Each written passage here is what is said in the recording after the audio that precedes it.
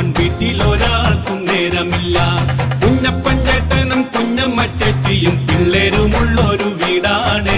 സന്ധ്യമയങ്ങുമ്പോൾ പ്രാർത്ഥന ചൊല്ലുവാൻ വീട്ടിലൊരാൾക്കും നേരമില്ല. കുഞ്ഞപ്പൻ ചേട്ടൻ കുടി കഴിഞ്ഞ് വീട്ടിലെത്തുമ്പോൾ ലേറ്റാകും. കുഞ്ഞമ്മ ചേച്ചി സീരിയല് കണ്ട് കരഞ്ഞു തളർന്നു കിടപ്പാകും.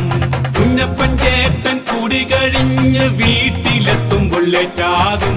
കുഞ്ഞമ്മ ചേച്ചി സീരിയല് കണ്ട് കരഞ്ഞു തളർന്നു കിടപ്പാകും. ട്യൂഷന് പോകണം, ഡാൻസും പഠിക്കണം, കമ്പ്യൂട്ടർ ഗെയിമും കളിച്ചിടണം.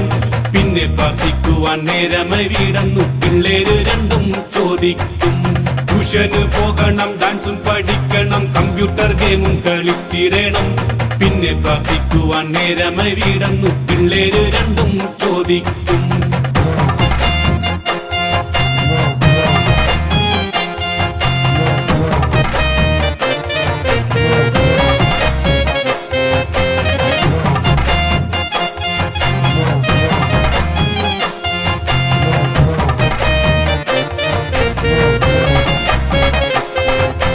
കാലങ്ങളേറെ കഴിഞ്ഞും പോയി, കാര്യങ്ങളാകെ കുഴഞ്ഞും പോയി.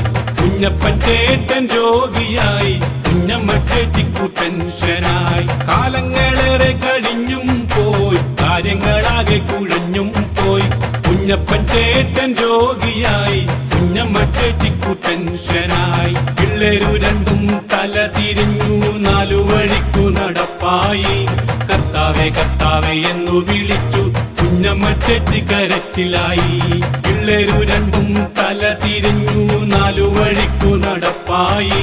കർത്താവേ കർത്താവേ എന്നു വിളിച്ചു കുഞ്ഞമ്മ ചേച്ചി കരച്ചിലായി. കർത്താവിൻ വഴികൾ വിട്ടു നടന്നാൽ ജീവിതം ദുരിതമോർക്കണേ.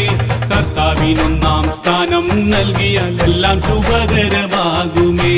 കർത്താവിൻ വഴികൾ വിട്ടു നടന്നാൽ ജീവിതം ദുരിതമോർക്കണേ. കർത്താവിനൊന്നാം സ്ഥാനം നൽകിയാൽ എല്ലാം ശുഭകരമാകും.